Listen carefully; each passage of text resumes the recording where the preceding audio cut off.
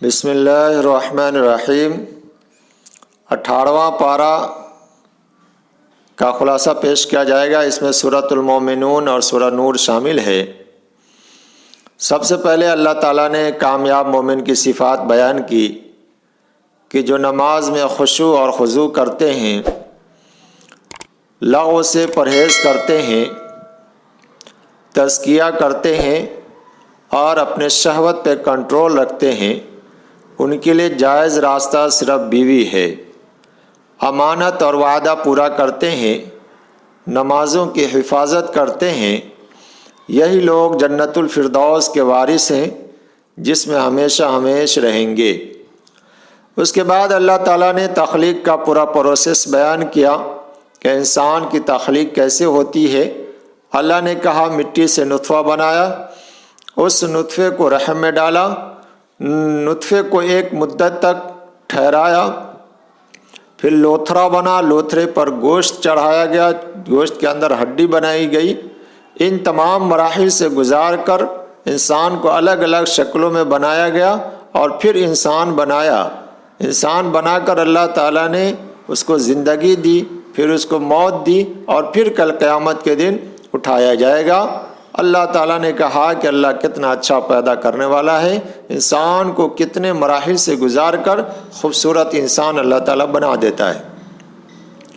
اس کے بعد زمین و آسمان کی تخلیق، بارش کے فوائد، میوے اور پھلوں وغیرہ کے فوائد، جانوروں کے فوائد بتائے گئے کہ اس سے تمہیں دودھ حاصل ہوتے ہیں، گوشت کھاتے ہو، سواری کرتے ہو اور سواری کے لیے تم لوگ کشتیاں بھی استعمال کرتے ہو۔ جب کشتی کا تذکرہ آیا تو اللہ تعالیٰ نے کشتی والوں کا بھی تذکرہ کیا۔ حضرت نوح علیہ السلام کا تذکرہ بیان کیا گیا کہ حضرت نوح علیہ السلام نے جب قوم کو سمجھایا، ان کی قوم سننے کے لیے تیار نہیں ہوئی۔ حضرت نوح علیہ السلام نے اللہ سے دعا کی کہ اللہ یہ اب قوم ماننے والی نہیں ہے۔ اللہ تعالیٰ نے کہا کہ کشتی بناؤ، لیکن ان کی قوم کے لوگوں نے کشتی بناتے ہوئے دیکھ کر اس کا مذاق اڑایا اور کہا کہ اے نوح یہ کشتی خشکی پہ چلے گی کیا؟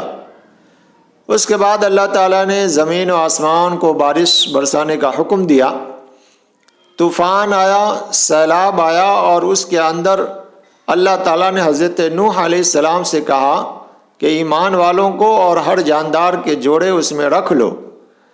اس طوفان اور سیلاب کے بعد اللہ تعالیٰ نے ساری دنیا کو ہلاک کر دیا، صرف وہ لوگ بچ گئے جو کشتی میں سوار تھے۔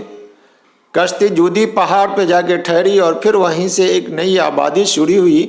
اس وجہ سے حضرت نوح علیہ السلام کو آدم ثانی بھی کہا جاتا ہے۔ اس کے بعد اللہ تعالیٰ نے اہل ایمان کے تعلق سے بیان کیا کہ جو اپنے رب سے ڈرتے ہیں، اللہ کی آیتوں پر ایمان رکھتے ہیں، اللہ کے ساتھ کسی کو شریک نہیں ٹھہراتے اور جو کچھ اللہ نے دیا ہے اسے خرچ کرتے ہیں، یہی لوگ بھلائی کے کاموں میں سبقت لے جانے والے ہیں۔ اس کے بعد اللہ تعالیٰ نے کہا کہ جب سور پھونکا جائے گا تو ان کے درمیان کوئی رشتہ باقی نہیں رہے گا۔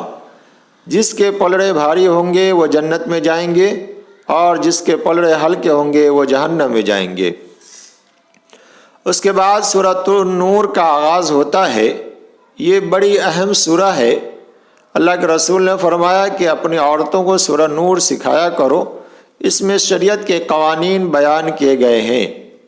سب سے پہلے اللہ نے زنا کا قانون بیان کیا کہ مرد عورت دونوں اگر زنا کرتے ہوئے پکڑے جائیں تو ان کو 100 کوڑے مارے جائیں، ان پہ ترس نہ کھاؤ اور جب سزا دینا ہو تو ایک بڑے مجمع میں اس کو سزا دو۔ دوسرے نمبر پر فرمایا کہ زانیہ کے ساتھ صرف زانی کا نکاح مناسب ہے۔ انسان جس فطرت کا رہتا ہے اسی فطرت کی عورت کو وہ پسند کرتا ہے۔ تیسرے نمبر پر قذف کا بیان آیا کہ اگر کسی نے کسی عورت پر الزام لگایا اور وہ 4 گواہ پیش نہ کر سکے تو اس کو 80 کوڑے لگائے جائیں گے۔ لعان کا تذکرہ آیا کہ کسی شخص نے اپنی بیوی پر الزام لگایا اور وہ گواہ پیش نہ کر سکا تو لعان کروایا جائے گا۔ لعان یہ ہے کہ مرد 4 مرتبہ قسم کھا کر کہے گا کہ وہ جو بات کہہ رہا ہے اس میں سچا ہے، 5ویں مرتبہ کہے گا کہ اگر وہ جھوٹا ہے تو اللہ کی لعنت ہو اس پر۔ عورت بھی اسی طرح 4 مرتبہ قسم کھا کے کہے گی کہ مرد جو کہہ رہا ہے اس میں وہ جھوٹا ہے، 5ویں مرتبہ وہ کہے گی اگر وہ سچا ہے تو مجھ پر اللہ کا غضب نازل ہو۔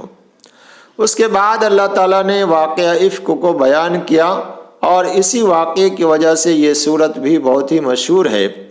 واقعہ افک یہ ہے کہ غزوہ بنی مستلق یا مریسی سے اللہ کے رسول صلی اللہ علیہ وسلم واپس آ رہے تھے۔ آپ کے ساتھ ازواج میں سے حضرت عائشہ رضی اللہ تعالیٰ عنہ ساتھ میں تھی۔ ایک جگہ پڑاؤ ڈالا گیا، رات کے اندھیرے میں ضرورت سے فارغ ہونے کے لیے عائشہ رضی اللہ تعالیٰ عنہ جنگل میں گئیں۔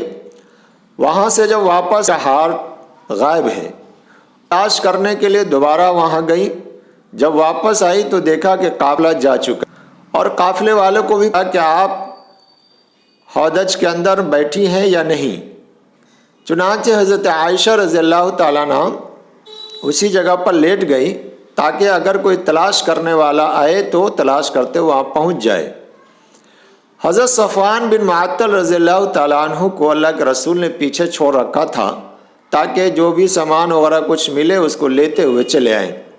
حضرت صفوان بن معطل رضی اللہ تعالیٰ عنہ جب وہاں پہنچے تو پہچان گئے، چونکہ حجاب کی آیت کے نزول سے پہلے دیکھ چکے تھے۔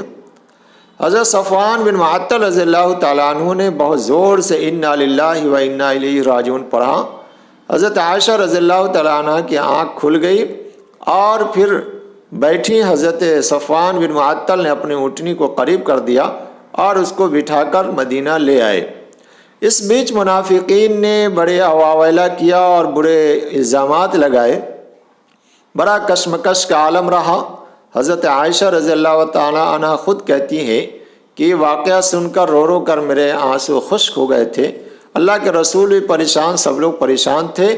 اس کے بعد اللہ تعالیٰ نے سورۃ النور میں حضرت عائشہ رضی اللہ تعالیٰ عنہ کی برات کا اظہار کیا اور صاف طور سے کہا کہ یہ منافقین جو آواز اٹھا رہے ہیں، جو چالیں چل رہے ہیں، وہ سراسر غلط ہیں۔ حضرت عائشہ رضی اللہ تعالیٰ عنہ پاک باز اور کسی طرح کا کوئی مسئلہ نہیں ہے، اس کی طرف اشارہ کیا گیا ہے۔